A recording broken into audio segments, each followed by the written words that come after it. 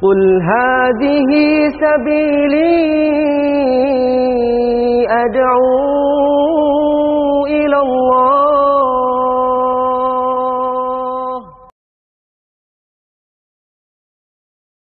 الحمد لله حمدا كثيرا طيبا مباركا فيه كما يحب ربنا ويرضاه، وأشهد أن لا إله إلا الله وحده لا شريك له، وأشهد أن محمدا عبده ورسوله صلوات ربي وسلامه عليه وعلى آله وأصحابه ومن اتبع هداه إلى يوم الدين. أما بعد. Berkata Al-Imam Al-Allamah Al-Muhaddith Muhammad Nasiruddin Al-Albani rahimahullah ta'ala dalam kitabnya Sifatul Salatin Nabi sallallahu alaihi wa alihi wasallam, sababu ta'lifil kitab, sebab penulisan kitab ini. Sini beliau hendak menerangkan apa yang mendorong beliau untuk menulis kitab yang beliau beri judul Sifatul Salat Nabi sallallahu alaihi wasallam ini. Kata beliau rahimahullah, walamma kuntu lam aqif ala kitabin jami'in fi hadzal mawdu', tatkala aku tidak menemukan ada sebuah kitab yang jami', kitab yang mengumpulkan seluruh permasalahan-permasalahan fi hadzal mawdu' dalam pembahasan ini, faqad ra'aitu min al-wajib 'alayya an adha'a li ikhwanil muslimin, maka aku memandang merupakan hal yang wajib bagiku untuk meletakkan sesuatu untuk saudara-saudaraku kaum muslimin, mimman hammuhum al-iqtida'u fi ibadatihim bihadi nabiyihim sallallahu alaihi wasallam, yaitu dari kaum muslimin yang mereka sangat memperhatikan urusan al-iqtida', mengikuti bimbingan dalam tata cara ibadah mereka dengan petunjuk nabi mereka Rasulullah sallallahu alaihi wasallam. Maka kata beliau, merupakan hal yang wajib bagiku untuk meletakkan bagi saudara-saudaraku kaum muslimin kitaban, sebuah kitab, mustau'iban ma amkana, yang mencakup ya, hal-hal yang memungkinkan untuk dicakup, dimasukkan dalam pembahasan li jami'i ma yata'allaqu bi sifati salatin nabi sallallahu alaihi wasallam min at-takbiri ila at-taslim, mencakup seluruh apa saja yang berkaitan dengan tata cara salat nabi sallallahu alaihi wasallam, yang dimulai dari takbiratul ihram hingga mengucapkan salam, bihaitsu yusahhilu ala man waqafa alaihi minal muhibbina lin nabi sallallahu alaihi wasallam hubban sadiqan, di mana ini akan memudahkan bagi orang yang ingin mengetahui, yaitu dari mereka yang cinta kepada Nabi sallallahu alaihi wasallam dengan kecintaan yang jujur. Seorang yang cinta kepada Rasulullah sallallahu alaihi wasallam dengan penuh kejujuran, dia pasti akan mengikuti bimbingannya, mengikuti tuntunannya, tata cara ibadahnya. Ini apabila seorang mengaku cinta kepada Rasulullah sallallahu alaihi wasallam. Kata beliau, yang memudahkan bagi seorang untuk mengetahui al-qiyama bi tahqiqi amrihi, dalam hal menegakkan untuk mewujudkan perintah Nabi sallallahu alaihi wasallam fil haditsil mutaqaddim, dalam hadis yang telah disebutkan sebelumnya, sallu kama raaitumuni usalli, salatlah kalian sebagaimana kalian melihat aku salat. Ini bentuk perintah dari Nabi sallallahu alaihi wasallam. Bagaimana kaum muslimin ketika mereka mengerjakan salat, maka mereka salat sebagaimana Rasulullah sallallahu alaihi wasallam melakukannya. Walihada fa inni syammartu an sa'idil jadd atau an sa'idil jiddi. Maka oleh karena itu aku menyingsingkan lengan kesungguhan. Wa tatabba'tu al-ahadits al-muta'alliqata bima ilaihi qasadtu min mukhtalafi kutubil hadits. Dan aku melakukan penelitian dengan mengumpulkan hadis-hadis yang berkaitan dengan apa yang menjadi tujuanku dari berbagai referensi-referensi kitab-kitab hadis. Fakana min dzalika hadzal kitab alladzi baina yadayka. Maka hasilnya adalah kitab yang ada di hadapanmu sekarang ini.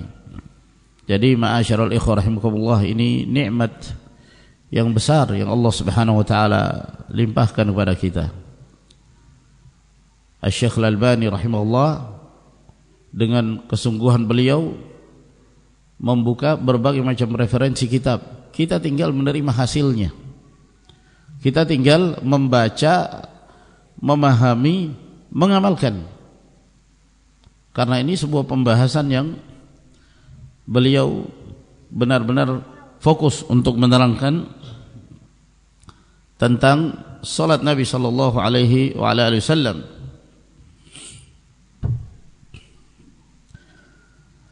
Wa qad ishtarattu ala nafsi alla urida fihi min al-ahadits an-nabawiyyah illa ma thabata sanaduhu. Aku telah mensyaratkan pada diriku bahwa aku tidak akan menyebutkan dari hadis-hadis Nabi kecuali yang sahih sanadnya. Ini persyaratan beliau. Hasba ma taqtadhihi qawaidul hadits asy-syarif wa usuluh. Sesuai apa yang telah ditunjukkan dalam kaidah-kaidah hadis, demikian pula dalam prinsip-prinsip ilmu usulul hadis, mustalahul hadis. Wa darabtu safahan an kulli ma tafarrada bihi majhul atau dhaif. Dan aku meninggalkan, ya, aku meninggalkan lembaran-lembaran yang di sana terdapat riwayat-riwayat yang bersendiri seorang perawi yang majhul, tidak dikenal, atau seorang perawi yang dhaif, yang lemah. Ini beliau tidak akan menyebutkannya.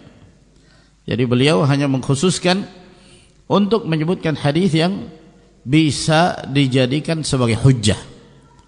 Hadis yang bisa dijadikan sebagai hujjah, apakah dia sahih li dzatihi atau sahih li ghairihi atau hasan li dzatihi atau hasan li ghairihi.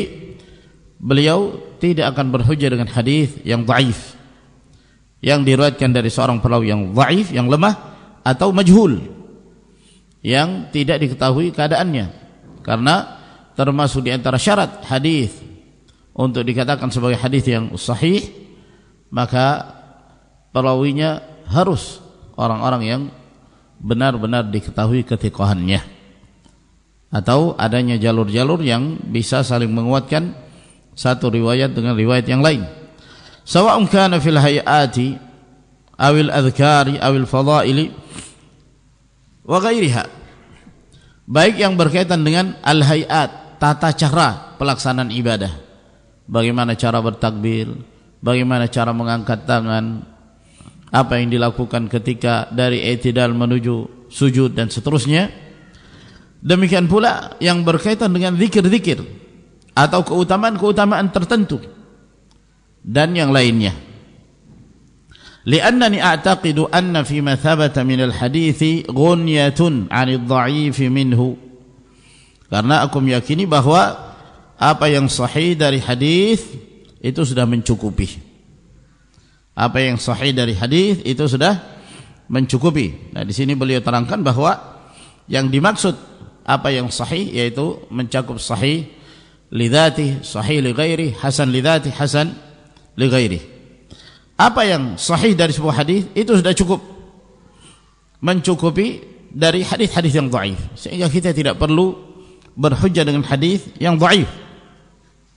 Li'annahu la yufidu bila khilafin illa dhanna, sebab hadis yang dhaif tidak memberi faedah kecuali persangkaan semata, dugaan semata. Ada kemungkinan Nabi SAW tidak mengatakannya. Beda kalau hadis itu sahih, dipastikan Rasulullah SAW mengucapkannya. Wadh-dhannul marjuhu wa huwa kama qala ta'ala, sedangkan persangkaan yang lemah seperti yang disebutkan oleh Allah Subhanahu wa taala, la yughni minal haqqi syai'a, sesungguhnya persangkaan itu tidak memberi manfaat sedikit pun dari sebuah kebenaran. Wa qala sallallahu alaihi wasallam, dan bersabda Rasulullah sallallahu alaihi wasallam, iyyakum adh-dhanna fa inna adh-dhanna akdzabul hadits, jauhilah prasangka itu, sesungguhnya prasangka itu sedusta-dusta ucapan. Hadis ini diriwayatkan oleh Bukhari dan Muslim, sehingga beliau menjauhkan diri untuk berhujjah dengan hadis yang lemah, hadis yang dhaif, meskipun dalam hal menjelaskan keutamaan sebuah amalan. Falam yata'abbadna Allah Ta'ala bil amal bih, maka Allah Subhanahu wa taala tidak memerintahkan kita beribadah dengan mengamalkan hadis yang dhaif.